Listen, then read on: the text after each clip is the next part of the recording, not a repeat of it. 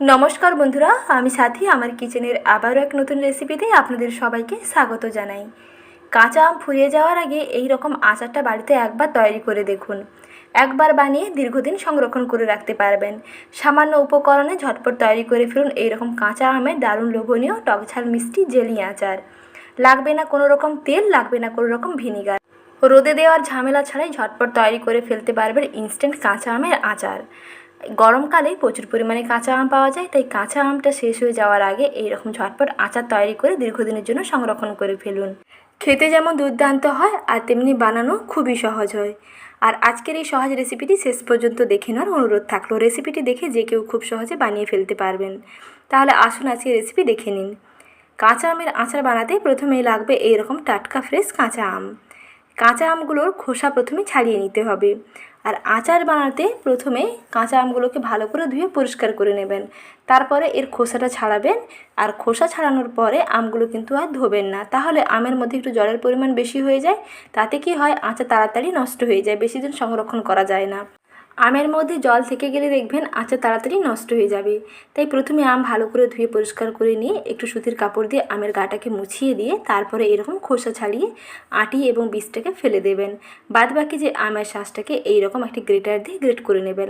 আর না হলে ছোটো ছোটো যদি ঝুরি করে নিতে পারেন তাতেও হয়। আর যদি এরকম গ্রেটার থাকে তাহলে অবশ্যই গ্রেটার দিয়ে করে নেবেন, কাজটা অনেক সুবিধা হবে। আর ঝাড়িগুলো দেখবেন একেবারে ছোট ছোট হবে। আর তার জন্য এইরকম একটি ছোটো ঝাড়িওয়ালা গ্রেটার নিতে হবে।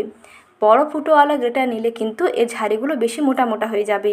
তাতে জেলি আচারটা তৈরি হবে না। ঝুরি আচার হবে, তবে জেলি আচার হবে না। আর জেলি আচার বানাতে হলে এই রকম ছোটো গ্রেটার নিতে হবে, তাহলে একেবারে পারফেক্ট জেলি আচার বানাতে পারবেন। এই যে আমের টুকরোগুলো খুব সুন্দরভাবে ঘাঁটা ঘাঁটা হবে, একেবারে জেলি হয়ে যাবে। তার জন্য জেলি আচার বানাতে এরকম ছোটো ফুটোওয়ালা গ্রেটারটা নেবেন, তাহলে দেখবেন একেবারে পারফেক্ট জেলি আচার হবে। এখন দেখুন আমটাকে ভালো করে গ্রেট করে নিয়েছি। গ্রেট করে নেওয়ার পরে কিন্তু আমার কোনো রকম জল দিয়ে ধুবেন না। আমটাকে রেখে দিচ্ছি আর এদিকে আচারের জন্য মশলা রেডি করে নিচ্ছি। প্রথমেই দেখুন সমস্ত কিছু আমি 1 চামচ করে নিয়ে নিয়েছি। 1 চামচ গোটা মৌরি, 1 চামচ গোটা 5 ফোড়ন, 1 চামচ নিয়েছি গোটা ধনে, আর 1 চামচ গোটা জিরে, আর নিয়েছি 2টো শুকনো লাল লঙ্কা। এখন শুকনো কড়াইতে একটু ড্রাই রোস্ট করে নিতে হবে, একটু লাল করে এরকম ভেজে নেবেন। তারপরে মশলা ভালো করে ঠান্ডা করে নিয়ে একটি মিক্সচার গ্রাইন্ডারে কিংবা শিলনোড়ায়, যেটাই সুবিধা হয়, খুব সুন্দর করে গুঁড়ো করে নেবেন। এইভাবে আচারি মশলা একটু বেশি করে বানিয়ে নিয়ে সংরক্ষণ করে ফেলুন। আর যে কোনো আমের আচার বানাতে এই মশলাটা অ্যাড করে দেখুন, সেন্ট এবং টেস্ট দুর্দান্ত হবে। তারপরে দেখুন একটি কড়াইতে দিয়ে দিচ্ছি চিনি। এখানে আমি মিডিয়াম সাইজের 2টো আমের ক্ষেত্রে দেখিয়ে দিচ্ছি পরিমাপগুলো। একটি মিডিয়াম সাইজের বাটি মাপ করে আমি অর্ধেকের একটু বেশি নিয়ে নিয়েছি চিনি, আর সেই বাটি মাপ করে আমি 1.5 বাটি দিয়েছি জল। তারপরে দেখুন এই রকম চিনিটাকে জলের সঙ্গে খুব ভালো করে মিশিয়ে নিয়ে কিছুক্ষণ ফুটতে হবে। গ্যাসের আঁচটা মাঝারিতে রাখবেন। মোটামুটি চিনিটা যখন ভালোভাবে মেল্ট হয়ে আসবে, এই রকম উপরে দেখুন খুব সুন্দর বাবলসে ভরে যাবে, তখন এর মধ্যে গ্রেট করে নেওয়া আমগুলোকে দিয়ে দিতে হবে। এখনও কিন্তু চিনির মধ্যে কোনো রকম পাক আসেনি, মোটামুটি চিনিটা জলের সঙ্গে ভালোভাবে মিশে গেছে। আর এই রকম ফুটতে আছে, সেই ফুটন্ত পর্যায়ে গ্রেট করে নেওয়া আম চিনি শিরার মধ্যে ভালো করে মিশিয়ে নিতে হবে। এই আচার বানাতে কোনো রকম কিন্তু তেল অ্যাড করতে হবে না, চিনির শিরাতে এই আমের টুকরোগুলো ফুটতে থাকবে।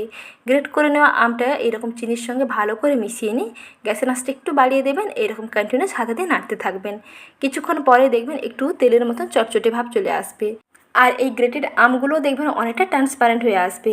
আমটা খুব সুন্দর ভালোভাবে সেদ্ধ হয়ে যাবে, আর দেখবেন অনেকটা স্বচ্ছ ট্রান্সপারেন্ট লাগছে। তাহলেই বুঝতে পারবেন যে আমগুলো খুব সুন্দরভাবে রান্না হয়ে গেছে। এখন এক এক করে উপকরণগুলো দিয়ে দিচ্ছি। প্রথমে দিয়ে দিলাম একটি চা চামচের 3 ভাগের 1 ভাগ লবণ। আমের সঙ্গে লবণ ভালো করে মিশিয়ে নিয়ে আর একটুক্ষণ জাল দিয়ে নিচ্ছি। এখন দেখুন বন্ধুরা, আমগুলো কিন্তু অনেকটা ট্রান্সপারেন্ট হয়ে গেছে, খুব সুন্দর ট্রান্সপারেন্ট হয়ে গেছে। আর আমগুলো দেখুন একটু ঘাঁটা ঘাঁটা হয়ে আছে। এই পর্যায়ে মিশিয়ে নিচ্ছি হলুদ গুঁড়ি এবং শুকনো লাল লঙ্কার গুঁড়ি। আর এই আচারে হলুদ গুঁড়ি এবং লঙ্কা গুঁড়ি দেওয়াতে দেখবেন এর কালারটা দুর্দান্ত হয়। আর যদি মনে হয় এই আচার একটু সাদা সাদা রাখবেন, ট্রান্সপারেন্ট এরকম স্বচ্ছ রাখবেন, তাহলে হলুদ গুঁড়ি এবং লঙ্কা গুঁড়িটা স্কিপ করবেন। বাদ বাকি উপকরণগুলো দিয়ে দেবেন, দেখবেন এর কালারটা এতটা লাল হবে না, কিন্তু একেবারে স্বচ্ছ জেলি আচার তৈরি হবে। তার জন্য হলুদ গুঁড়ি লঙ্কা গুঁড়িটা বাদ দিয়েও বানাতে পারেন। দেখুন কালারটা অলরেডি কিন্তু চেঞ্জ হতে শুরু করেছে, আর মিশ্রণটা আগে থেকে অনেকটা ঘাঁটা ঘাঁটা হয়ে গেছে। আর দেখুন অনেকটা চটচটে হয়ে আসছে। এই পর্যায়ে মিশিয়ে নিচ্ছি আচারি মশলা। যে স্পেশাল আচারি মশলাটা রেডি করে নিয়েছিলাম, সেখান থেকে প্রায় 2 চা চামচ দিয়ে দিলাম আচারি মশলা। যদি আমের পরিমাণটা বাড়ে তাহলে পরিমাপগুলো মশলা এবং চিনি এবং লবণ এবং হলুদ এবং লঙ্কার সমস্ত কিছুর পরিমাণটা কিন্তু আরও একটু বাড়বে। এখানে আমি দুটো মিডিয়াম সাইজের আমের ক্ষেত্রে দেখিয়ে দিচ্ছি। যদি আমের পরিমাণ বাড়ে বন্ধুরা, তাহলে অবশ্যই কিন্তু মশলার পরিমাণটাও বাড়াবেন। কিছুক্ষণ জাল দিয়ে নেওয়ার পরে দেখুন খুব সুন্দরভাবে আচার তৈরি হয়ে গেছে। খুব সুন্দর ঘন হয়ে গেছে। হাতের মধ্যে একটু নিয়ে চেক করে নেবেন, এইরকম বেশ চটচটে হয়ে আসছে, তাহলে বুঝতে পারবেন যে আচার একেবারেই রেডি। দেখুন গ্যাসের আঁচ বন্ধ করে দিয়েছি, জেলি আচার একেবারে তৈরি হয়ে গেছে। এখন একটি প্লেটে সার্ভ করে নিচ্ছি। হাতে মাত্র 10 মিনিট সময় তৈরি হয়ে গেল দারুণ স্বাদের লোভনীয় টক ঝাল মিষ্টি মুখরোচক সেরা স্বাদের কাঁচা আমের জেলি আচার।